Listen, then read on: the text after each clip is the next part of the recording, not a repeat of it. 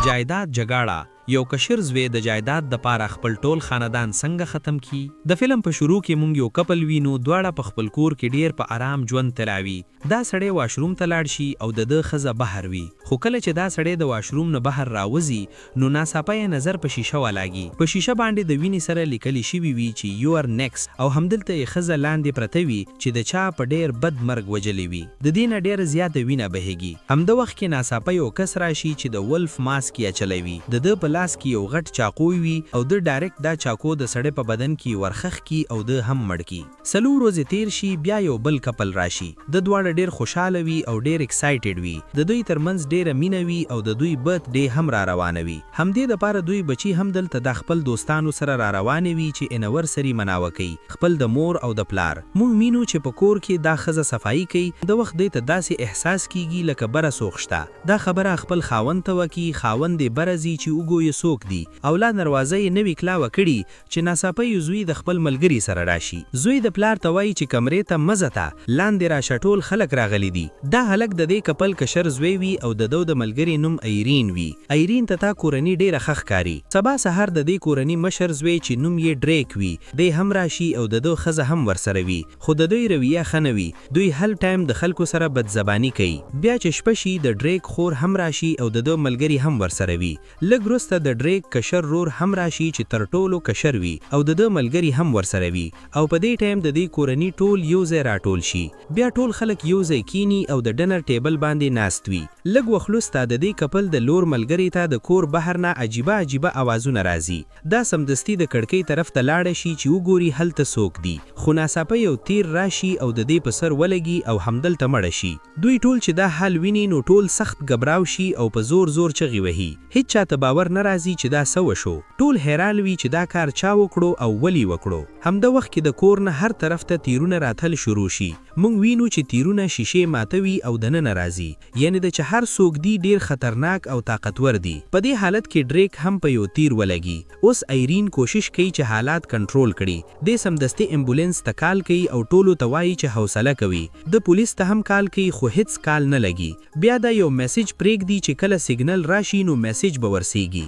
بیا د دې کپل لور وایي چې دلته سیګنل نشته، زه بهر ځم، کېدای شي بهر سیګنل راشي.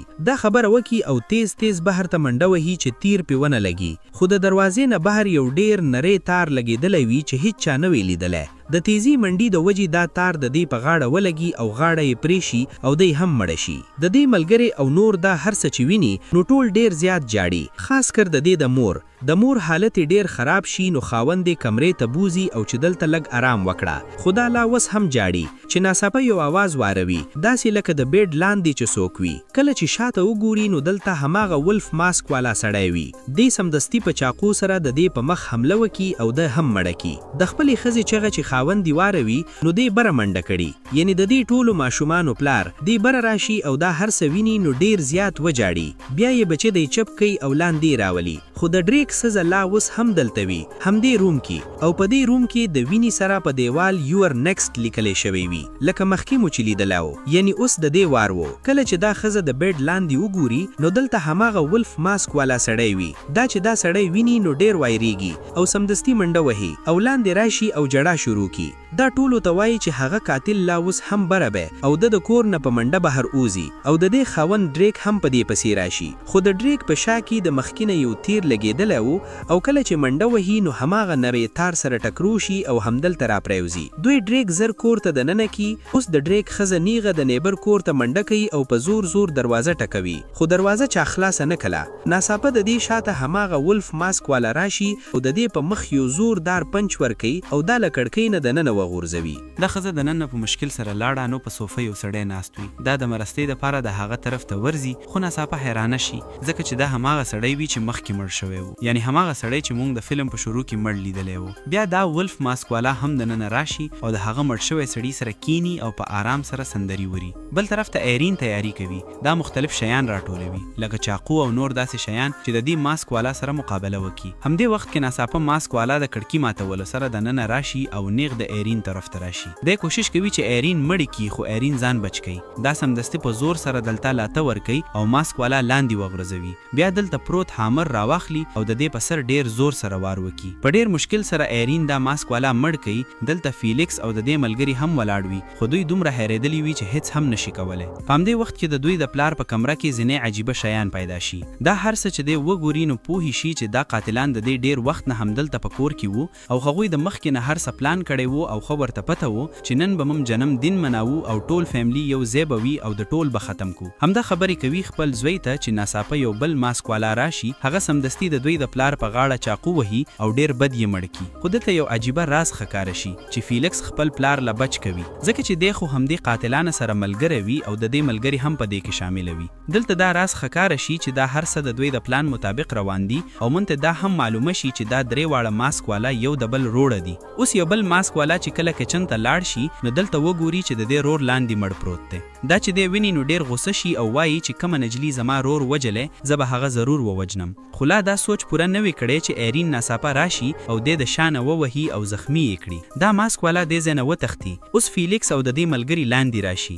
ایرین ته تپوس وکړي چې پلار چرته دی. دوی دروغ وایي چې هغه خو پورته کمره کې آرام کوي. بیا ایرین ورته وایي چې مونږ ته به ټریپ تیارول پکار وي. دا سمدستي ټریپ جوړول شروع کړي چې د قاتلانو دپاره یې استعمال کړي. بل طرف ته فیلیکس او ډریریک لاندې ځي چې ویپنز راولي. دلته فیلیکس ډریریک ته وایي چې ته پته ده که نه چې ستا ښځه مړه شوې ده. دا خبره چې ډریریک ووري نو ډیر خفه شي او جړا شروع کړي. همدا موقع فیلیکس استعمال کړي او د سکرو ډرایور سره د دې په خېټه بار بار وار وکړي او دی ووجني. دلته دا هم وینو چې د فیلیکس ملګری د ایرین نه حسد کوي. دا ایرین نه پوښتنه وکړي چې ته دا هر څه دومره په اسانه څنګه کوي. ایرین ورته وایي چې دا ټول ما مخکې نه زده کړي دي. دا وایي چې زما بچپن په سروایول کیمپ کې تیر شوی دی او هلته مې ډیر مشکل سره مقابله زده کړي دی. دا ایرین خپل جوړ کړي ټریپونه د دروازې مخې ته کیږدي او کله چې دی غواړي یو بل ټریپ پورته ولګوي نو ناڅاپه یې نظر د خپل پلار په لاش ولګي چې دی په ډیر بېدردي سره وجل شوی دی. دا چې دی وویني نو ډیره ګبراوه شي او همدې وخت کې د دې شا د ولف ماسک والا ولاړ وي. دی اوس د دې وجللو ته تیار وي خو ایرین سمدستي د کړکۍ نه ټوپ ووهي او زر تر زره سټور روم ته لاړه شي او دلته پته شي او د مین گیټ د طرف نه یو بل ماسک والا راشي نو ناڅاپه د ایرین په لګول ټریپ باندې پخه کېږدي. همدا وخت کې تیز شي د دې پخه کې ننوځي او وینه ترې روان شي. د ایرین لټوي خو ایرین اوس د ټوله نه پته شوی وي. د دې د چغو आवाज فیلیکس ووري نو فیلیکس او د دې ملګري هم دلته راشي. دلته ماسک والا فیلیکس ونیسي او ورته وایي چې ستا د وجې زما رور مړ شو.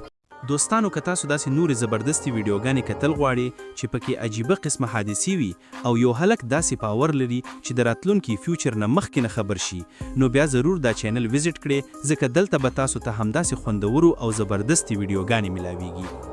فیلیکس ورته ووایي چې زه به درته نورې پیسې هم درکړم. د یې پردي اصل کې د ټول د فیلیکس خپل پلان وي. د مور پلار ډیر زیات مال او جایداد وي او دی غواړي چې ټول یوازې زما شي. همدې دپاره د خپل کورنۍ یو ووجني او همدې دپاره یې دا درې قاتلان هایر کړي وو چې دی خپله ټوله فیملي ختمه کړي ځکه چې دی نه غوښتل دا جایداد د چا سره شریک کړي. همدې وخت کې د ایرین اواز راشي چې میسج ډیلیور شوی دی خو دا اواز قاتل واوري او سمدستي د په ایرین پسې لاړ شي. ایرین زر ته زره بهر وځي او د بلې دروازې نه بیا کور ته دننه وځي. بل طرف د فیلیکس د ملګري او یو قاتل سره ځنګل طرف ته لاړ شي ځکه چې دوی جال کوي. ایرین هلته تللی ده خو کور دننه بل قاتل ایرین ویني. د ایرین ووجني خو ایرین ته مخې شي او په چاقو یې په سر وار وکړي او دی مړ کی. بیا ایرین د دروازې سره هم ټریپ لګوي خو دریم قاتل د کړکۍ بلارې دننه راشي. ایرین سمدستي بیسمنټ ته منډه کړي. دلته ټولې رڼاګانې ماتې کړي او یو کیمرا سیټ کړي چې مسلسل عکسونه اخلي. د فلیش رڼا د وجې قاتل کنفیوز شي. همدا موقع ایرین استعمال کړي او د قاتل هم ختمه کړي. لږ وروسته فیلیکس او د هله ملګري هم دلته راشي. دوی ایرین ونیسي او جګړه شروع شي. ایرین هم د فیلیکس د ملګري ویښتان ونیسي او زور یې کش کړي. درې واړه یو بل سره سخت جنګیږي. په دې جګړه کې ایرین هم په چاقو ولاګي خو ایرین هم سمدستي یو ګرینډر راواخلي او د فیلیکس په سر یې ډیر زور سره ووهي. د فیلیکس د سره ډیره وینه راوځي. بیا ایرین ګرینډر آن کړي او د فیلیکس په سر یې ولګوي او آخر کې ایرین خپل بدن نه چاقو راوباسي او د فیلیکس ملګري په سر کې یې نن باسي او دا هم ووجني. اوس ایرین لږ به آرام سره ساه واخلي او دا سوچ کوي چې ټول قاتلان ختم شوي دي خو اصل کې لا هم قصه ختمه نه ده. اصلي ټویسټ لا پاتې وي. ایرین چې کله د دې ځای نه تلو ته تیاره شي نو ناڅاپه د فیلیکس فون رنګ راشي. ایرین فون پورته کړي چې کله د اواز واوري نو سمدستي حیرانه شي ځکه چې دا کال د فیلیکس د بل رور وي. دې داسې سوچ کوي چې شاید فیلیکس خبرې کوي. نو دی وایي چې بهر هر څه کلیر دي او کور ته دننه راشي. خو دلته ایرین وي نو دی ورته وایي چې موږ سره ډېرې پیسې دي موږ به ښکلی ژوند تیر کو. خو ایرین اوس په داسې انسان هیڅ باور نه کوي ځکه د دې مخکې ته یو قاتل دی. نو ایرین سمدستي چاقو واخلي او د ده په غاړه یې نن باسي او دې هم ختمه کړي. همدې وخت کې پولیس هم دلته راورسیږي او کله چې پولیس ایرین داسې ویني نو دې ته داسې ښکاره شي چې ټول ایرین مړه کړي دي. همدې وجې پولیس افیسر په ایرین ډز وکړي او ایرین هم زخمی شي او د مرګ حالت ته نږدې شي. بیا پولیس کور ته دننه راتل غواړي خو د دروازې سره ټراپ لا هم لګېدلی وي چې ایرین مخکې لګولې و. ایرین کوشش کوي چې پولیس ته اشاره وکړي چې مه راځه دننه خو پولیس د دې خبره نشي اورېدی او دروازه خلاصه کړي او دننه راشي او همدا ټراپ فعال شي او یو شی نیغ د پولیس په سر ولګي او په آخر کې سبق دا دی کله چې جایداد دپاره خپل خلک یو د بل خلاف شي نو نقصان هم خپل ته رسیږي او همدلته دا قیسه ختمه شي. چینل سبسکرایب کول مه هیروئ.